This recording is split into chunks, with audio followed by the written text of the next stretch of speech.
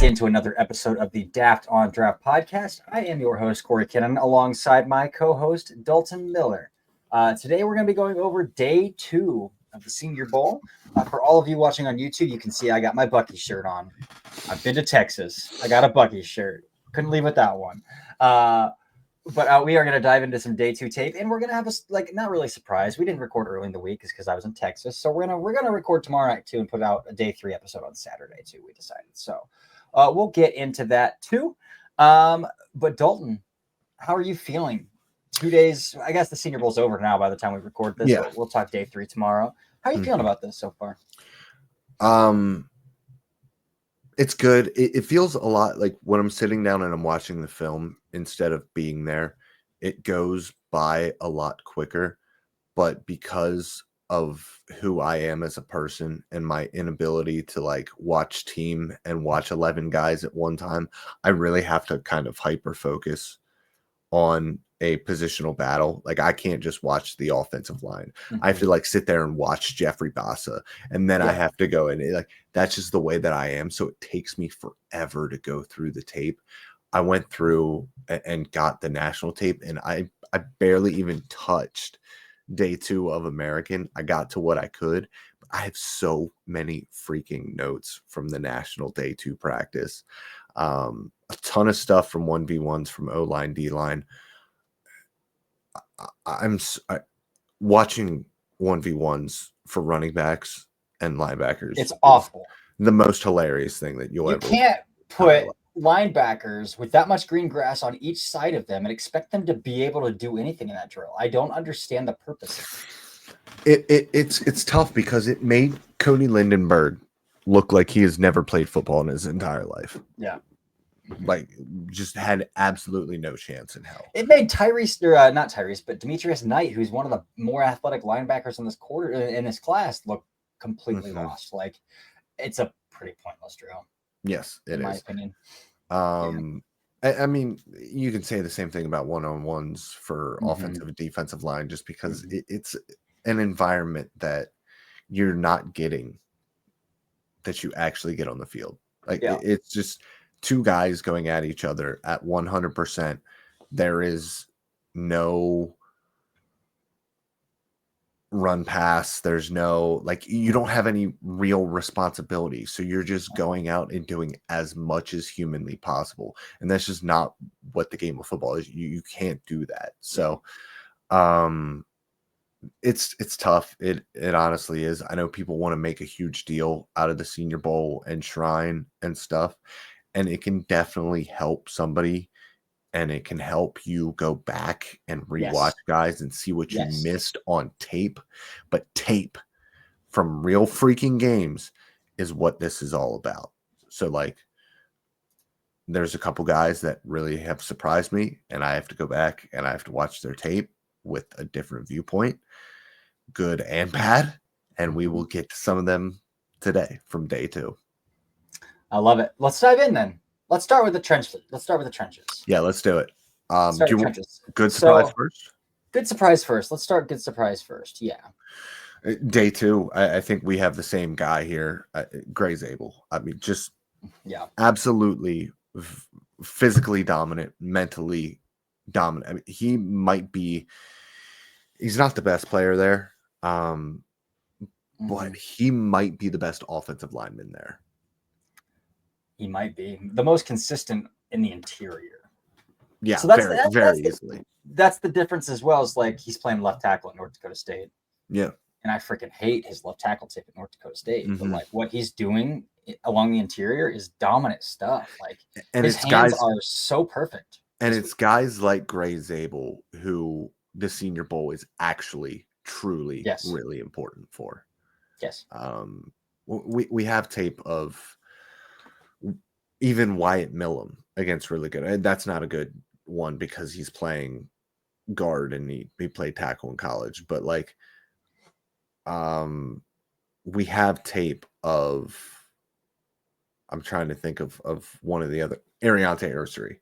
Yeah. We have tape of Ariante Ursery and Josh Connolly playing tackle against really good competition in real game situations. But yeah, guys like Gray Zabel is where it's really important, and he might be the best player there. And then that's why it's honestly kind of frustrating that like Marcus Bowe is playing tackle at the Senior Bowl. He Like, did play a little bit of he did play a little bit of guard and a little bit of center, but it's not enough in my opinion. No, yeah, it's like, what are we doing? And I guess they say dude, he's got the foot speed and 33-inch arms is good enough to no, like, dude, his guard, but even his reps at guard and center at Senior Bowl have been better than his tackle tape, and, yeah. and he's had some decent reps out at tackle. I just don't think he's a tackle. I don't either. So like, why are we like? Yeah, I don't what know. are we doing? So, yeah, I think Gray Zabel's the big winner from that group. Looking at another offensive lineman who's really stood out to me. We talked about him a little bit off air, and you haven't gotten to day 3 national, and I have, so this is kind of foreshadowing a little bit. But USC center Jonah Monheim as well. I thought he had a really good day too as well. So there's that. Because I don't like his tape, and again, this is his first year playing center, right? Like he was their left tackle with 30-inch arms, which is bizarre in the first place. First year playing center at USC, and I thought he had some ups, but he also had lots of downs. At center, and like his core strength, I think, is an issue on tape, but his core strength's not an issue at all. Like in these one-on-ones, dude, like he is dropping his hips and getting into the dude's chests, and he's not giving up ground in these one-on-ones. And even in teams, man, I think he's scooping out blocks really well in teams. I think he's climbing really well in teams, and I think he's showing a lot of core strength in teams. Who is this guy compared to what we saw on tape this past year at USC? Yeah. This one hurts me because this is a bad surprise, and we might have known it was coming from the all-star circuit in high school, where he might have had the worst bag drills of all time. He might just be the worst practice player of all time, and that is Arkansas edge rusher Landon Jackson, who I've been a big fan of for years now. There's no getting around it. He's getting his ass kicked in Mobile. And that again is going to make me go back and reevaluate the tape and what I am seeing, because I might just be too damn high on him.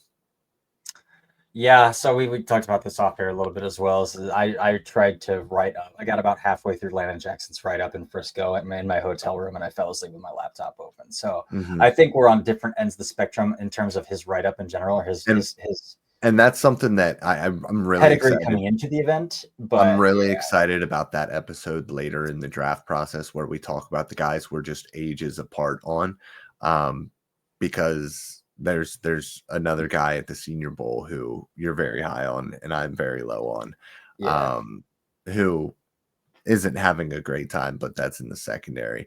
Dude, a huge surprise, because I have not watched his tape yet, is Darius Alexander from Toledo. Dude. Oh my God. He is playing like a man possessed on the interior.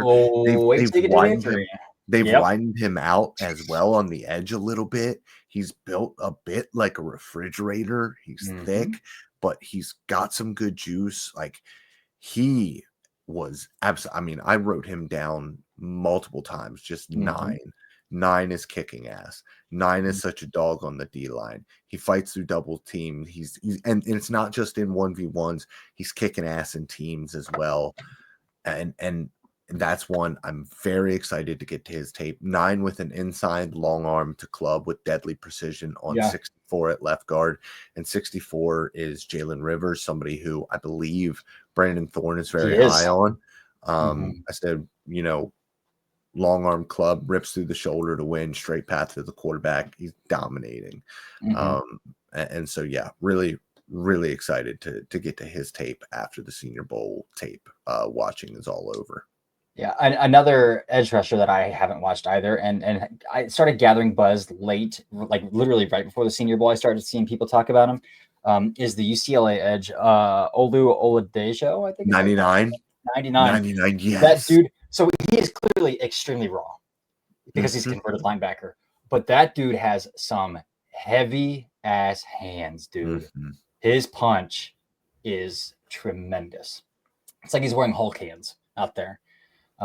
He's working through the chest of dudes, and he's providing a lot of real shock value with that initial hit, and he's flexible as hell, dude. He absolutely worked our guy Marcus Bow on the right side on one of those That first reps. rep, like one of the very, very first reps of that practice. Yeah, he did. But he's with heavy hands and flexible. Like so I think his hands are still really raw. I don't know if he knows what he's doing as a pass rusher yet because he hasn't been playing pass rusher for a very long time. But yeah, dude, he's got some real juice. But those are the guys that you're really interested in on day 3 of taking, a dart throw at. Because I think that like if you get with the right private positional coach in the off season, I think that those guys are doing a really good job of taking these raw athletes on the edge and making them into competitive players. Is there anybody else on the defensive or offensive line you want to bring up? Did we bring up Wyatt Millum yet? No, we need to. Dude, he's having a real rough week. He is having a real rough week. He's having a real rough week. There's not really much else. I don't know what else to say, but like, it's not good. Going that long in his season without giving up a pressure, and it feels like he cannot stop anything. Find his footing in Mobile right now. No. And part of his issue is Virginia Tech interior defensive lineman and Ice Peebles is just shooting every freaking gap he can find, dude. He shoots gap, and he's got a lot of juice in his hands as well in the interior for his size. So fun player. I mean, I actually think that interior group is pretty good on the national roster, just in general.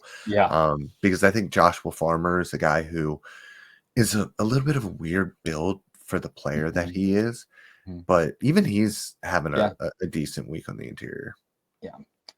Two other names just to mention briefly. Your guy Jamari Caldwell, I think has some pretty decent hips for as dense as he is. So what I really noticed is like I call it like phone booth lateral agility. Like his ability to kind of just like barely cross face pretty quickly and get off the line and get north to south. He's really explosive for how compact he is.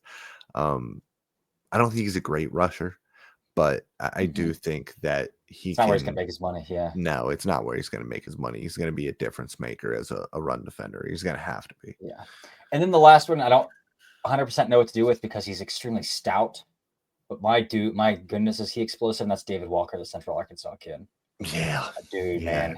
That's number 33, right? He's a little Tasmanian devil, dude. He is just firing through dude's chest. He's got nice hips too to threaten the outside shoulder, heavy hands.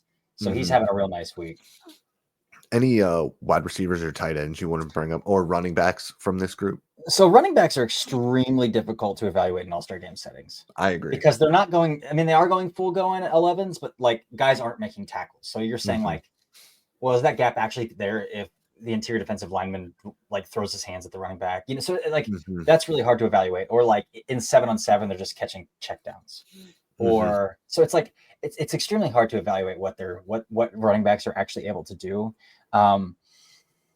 But from a wide receiver perspective, I kind of have a vendetta against some of these West receivers because they are running some of the worst routes that I've ever seen. Like they are taking 2 seconds to get off the ball, and it is just driving me insane with their TikTok routes that they're running. But from that group, I will say I'm pretty impressed with the Iowa State duo. I think Jaden Higgins is messing around a little bit too much at the line of scrimmage for being 6'3". Like just get off and go. But dude, Jalen Noel, brother, that dude is not wasting any movement at all. And he cuts a rug. He cuts a freaking rug. Yeah. So I think Jalen Noel is the receiver, maybe at the entire event that I'm most impressed with. 100% from the West team, or not West team, the national team. 100% from the national team, the receiver that I'm most impressed with. I'm a little disappointed that I haven't seen Xavier Restrepo pop more. I agree. Yeah, but I don't know if this is. It's funny because this is a situation where like I don't really think his game necessarily translates. He's not getting popped over the middle, right? Yeah, like that's where it's like, oh, he's really tough because he can still catch the football. Exactly. I think like you watch it and it's like a guy like Tez is a guy that's really going to stand out in this situation because he's just going to get open because he's 160 pounds. Like some of his releases too. Sure. But like during 7-on-7s and during team, he is consistently open over the middle of Yeah. the field because just nobody can carry him in those situations. Mhm.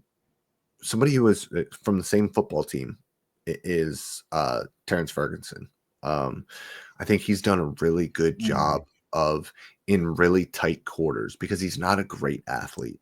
I was gonna say He does a he's really good job of shielding defenders and finishing. Like he in compete drill Mhm. shielded the defender with his offhand and just made a one-handed catch going to the ground.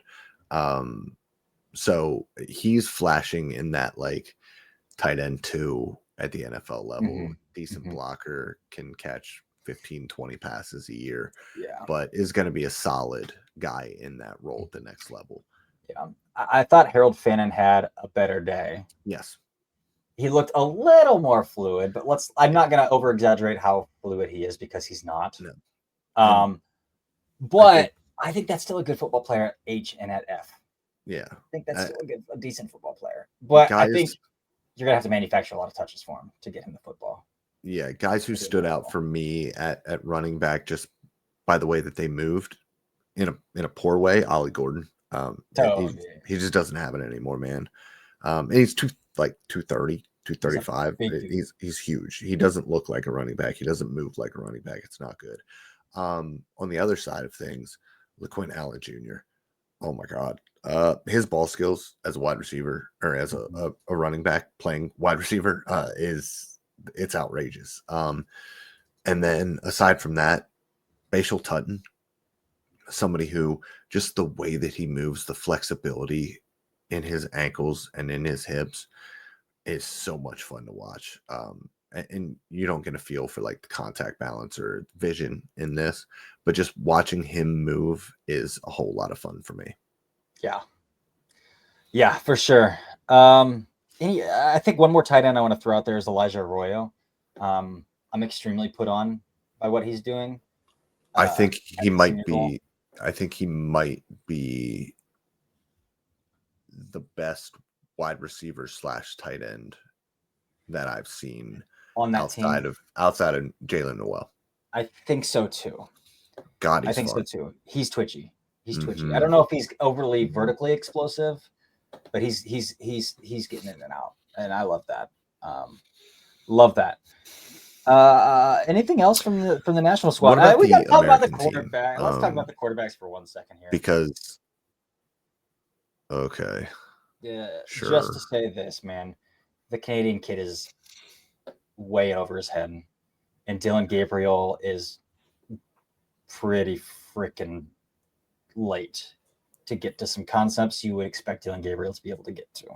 Yeah, I think this is a situation where a guy like Dylan Gabriel is going to struggle because I think so much of what he does is dependent on knowing exactly where his guys are going to be when they're going to be there. And that's why like the connection with Tez in this and the connection with Terrence is good. But outside of that, like he doesn't look great. And I think Taylor, the Laurier kid is he's got a decent arm. He's got a decent arm, but his carriage is really low. His windup is excruciatingly long. And you're right. He's just a little bit in over his head. Yeah, for sure. And that's to say that I think Tyler Shuck might be the best quarterback in Mobile, which is rough. He might be. Which is rough. All right, American. Let's talk about it. Yep. I think JP Acosta said it best. If you need a quarterback this year, no, you don't. American. For me, I think the big thing that stood out to me when watching them is Dion Walker is just brother does not have it. He's just a person that is there. Yep. The pictures of him going one-on-one against Willie Lampkin are really funny though. The 5'10" center from North Carolina. Oh, those are so funny. But yeah, I completely agree. He dropped out as well, so he's not playing in the game. I agree. I mean, we came in pretty low. Like his tape is bad. His 2024 tape is I don't think it's very good. bad, like borderline day 3 bad. Mhm. And I don't think he's doing anything in a setting that he should be able to put his explosiveness on display Yes. to do anything to make me think otherwise. Like, Yep. Man, I don't know what to do with guys who are 6'7" and don't have an ass to anchor. Like, no Yeah. leverage, no anchor. What do I do with you? If I were a GM, like, I genuinely wouldn't even have him on my board. Like, I don't That's know fair. where I would feel comfortable selecting him. Like, That's I don't think that that's unfair, and that and that's not to say I don't think he's draftable. That's just saying, like, if I were a GM, like, I don't think you're a top 100 player, and it just wouldn't into play day on 3, your I team. don't know what to do with you. So, like, why would I take you? Yeah, Yeah. he just wouldn't play on your football team. Yeah. On the other hand, first of all, shout out to the Notre Dame Cats for playing That's in bizarre. this, and doing all of this. But RJ Oben has really stood out to me, and like I said, I didn't watch a ton of the American side of things, but I think almost every single rep that I watched of his, he was standing out in a good way. Also, surprisingly, Tim Smith from Alabama has flashed a little bit on the interior. Out of all of those names on the interior, I mean, you're talking about some legitimate big time names on this team that play defensive tackle, and Tim Smith is the one that's standing out to me. Yeah, run game specifically for me, like run game drills, team drills, 9-on-7 for sure. Also, I don't know if there's any upside there, pass rush wise. No. Yeah. Also, Princely Uman played like 5 consecutive snaps at 3 technique. I don't know what's going on there. I just needed to say that. Yeah, I don't understand kind of why they're moving some guys. I know, like, they get a lot of feedback from the NFL that they want to see these guys at different places, but Prince at 3 tech makes no sense, and for Marcus Bowe not to be playing any interior or very few interior reps makes no sense to me. Yeah, let's start with the trenches again. I thought Emory Jones had a much better day 2 than he did day 1. Obviously, there's the rep against Shamar Stewart that has gone viral where Shamar just flattens and like unbelievably flattens that corner to the quarterback at 280 pounds. And it's just like, this cat is big different. It's so tough, man. How do you justify it? How do you justify it?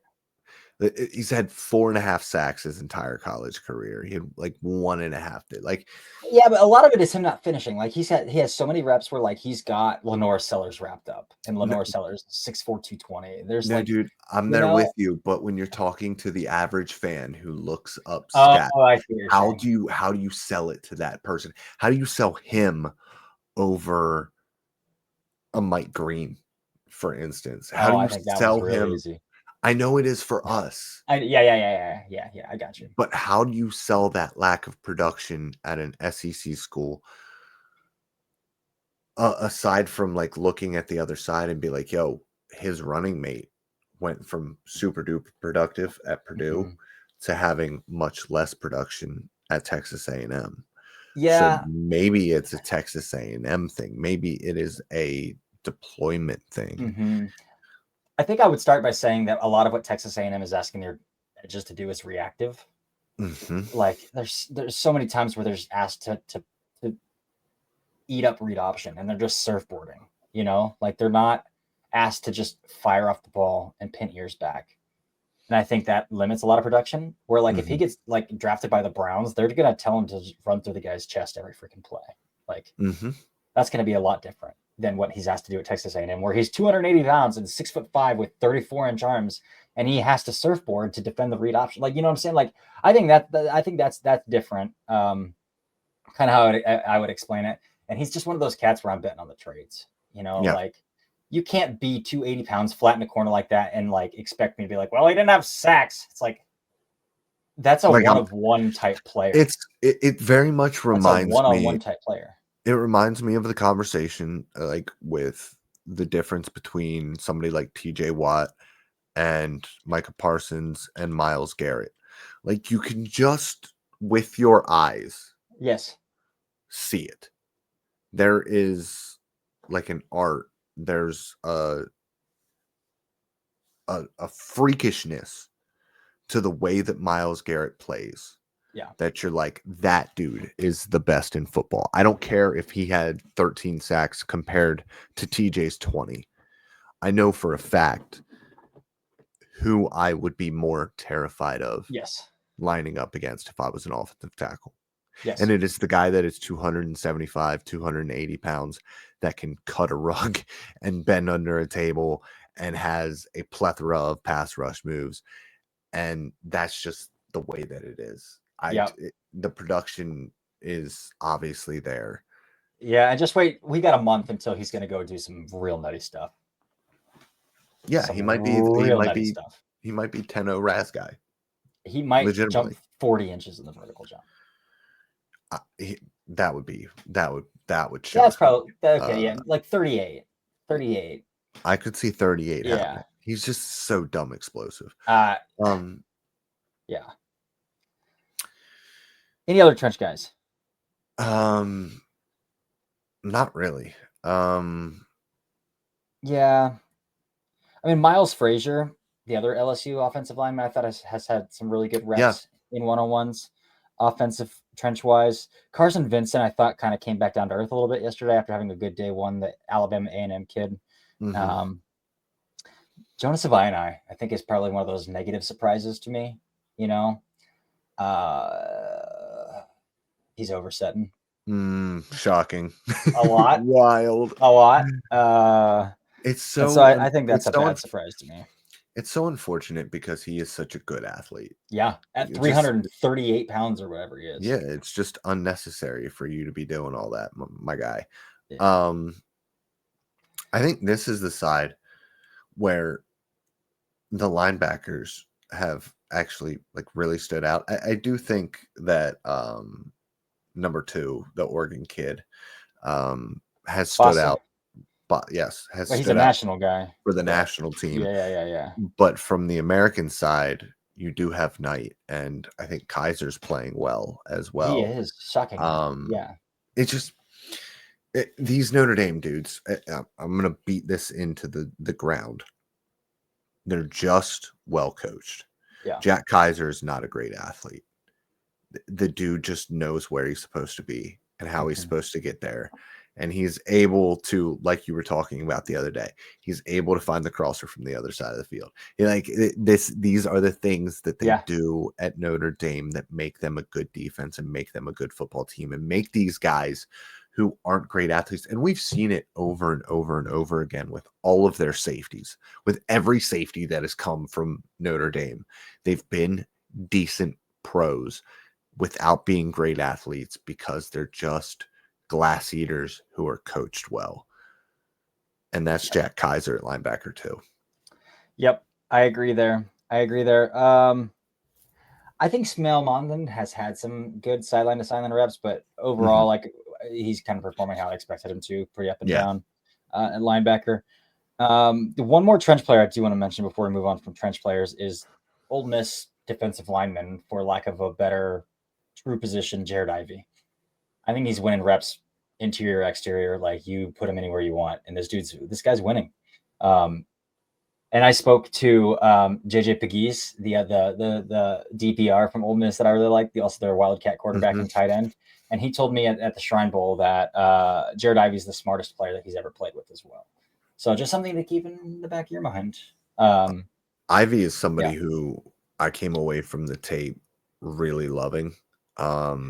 He's a top 100 player, man. His feet are super heavy, but he's somebody who at 280 pounds, I think he's got a really solid pass rush plan. I think he's got heavy hands. I think that plays as a base end if you want him to. And then I also think that he has enough ass to play on the interior as well. So I think he's a guy that you can do a lot with. If you were to line him up and just play him at 4i, I think that would be a perfect spot for him. But agreed. You need that role. Let's move to secondary. There are a few guys that I want to talk about in the secondary. First one, I want to shout out Wisconsin safety Hunter Wohler, because it felt like in all of his one-on-ones, the dude was straight on the hip of the tight end, and the tight end still made some tight window catch until the last rep, and he finally was able to punch the ball out. But like he was as good of coverage as could be, but the tight ends kept finding a way to catch the ball. And I tweeted out, it was like, I haven't seen this guy lose a rep, but I also haven't seen the guy he went against not catch the football. Like it's like the most bizarre thing that I've ever seen, but he finally got one punched out. So I think he's doing a good job in off man of sinking into hips of tight ends and hanging with them in those settings. But I think the defensive back that I mentioned him yesterday that I really want to talk about is the Western Kentucky kid Upton Stout. Because this dude is sticky. And I think where I really want to see him, and I'm not going to be able to see him because it's an all-star event, is I want to see him tackle. Like if this kid can tackle, man, like this kid's going to play nickel for a long freaking time. Like that's he's 5'8", he's 5'9". He's not going to hang outside the numbers at the NFL level. Although Mike Stanner still is with Washington. So maybe I'm over presuming there a little bit, but if this kid can tackle and sling into some fits, which I'm not going to see this weekend. I mean, I like he's sticky, dude. He's twitchy, he's sticky. So I really like Upton Stout, what he's doing this week. Yeah, I was so upset after watching 1v1s on the other side that I couldn't on the American side. So I didn't watch a ton of the secondary guys yet for them.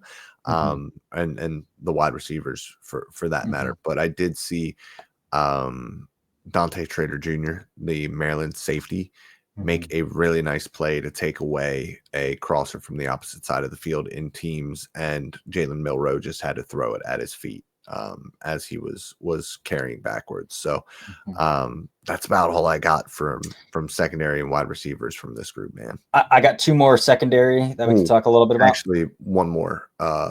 Jake Brenningstool was dude. Every single target in team was to him. So there's that as well. Yeah. He's a decent athlete, fluid athlete at the very least with some good hands.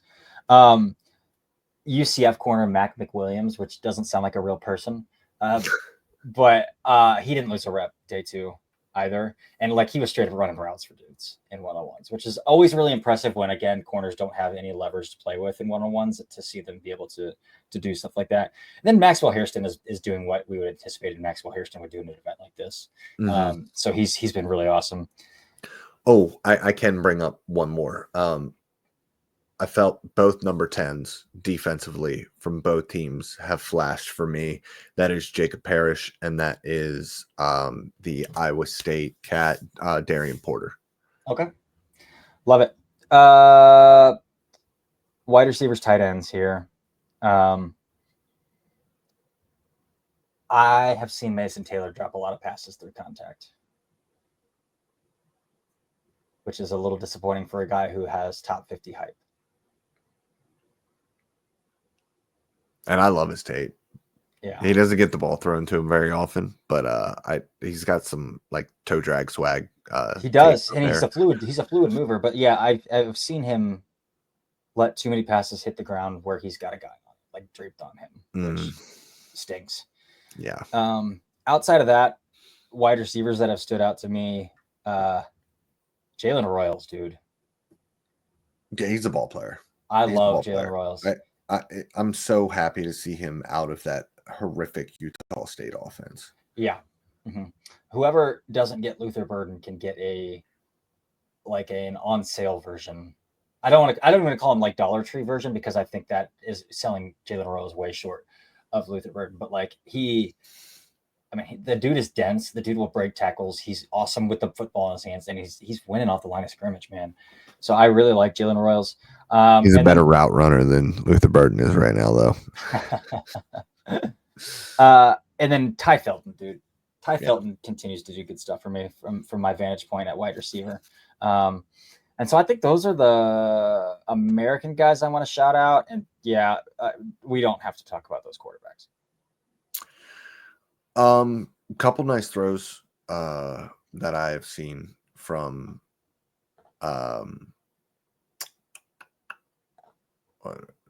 he was literally just in the national championship. Why can't I? Riley Leonard. My brain is obviously broken here. Riley Leonard has made some nice downfield throws When he has had the opportunity, it's mostly been on like 7-on-7s and stuff, because Yeah. once there's a pass rush, every single one of these guys is just checking the ball down to a running back or a tight end.